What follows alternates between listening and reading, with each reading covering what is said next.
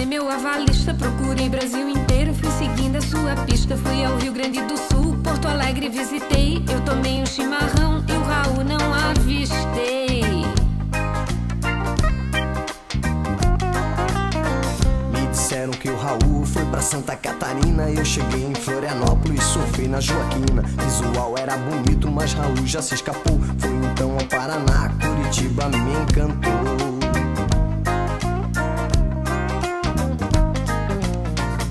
Peguei um avião e voei lá por São Paulo. Cheguei no Rio de Janeiro, dormi na casa do Saulo. Fui no Espírito Santo, conheci linda Vitória. Me disseram que o Raul casou com uma tal de Glória.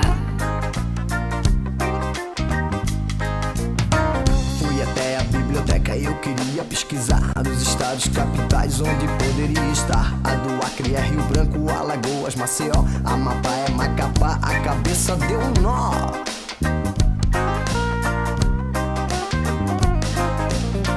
Amazonas é Manaus, também quero chegar lá. A Bahia é Salvador, Mato Grosso é Cuiabá. Ceará é Fortaleza, tem Distrito Federal. Eu já fico em Brasília, lá no Planalto Central.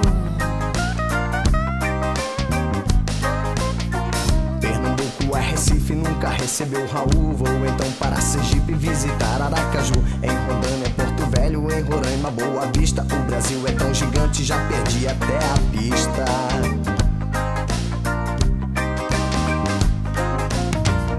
Goiás, linda Goiânia, Tocantins, Palmas ouvi. Me disseram que o Raul também teve por ali. Lá no Rio Grande do Norte, e a surpresa em Natal. Eu fiz uma loteria pra acabar com este meu mal.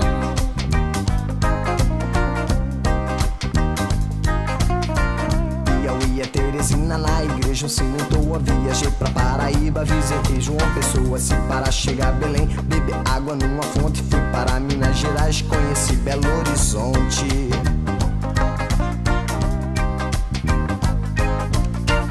Maranhão é São Luís, seja em qualquer lugar. Este é o melhor país pra viver e aproveitar. Recebi notícia quente do Mato Grosso do Sul, que foi lá por Campo Grande que avistaram Raul.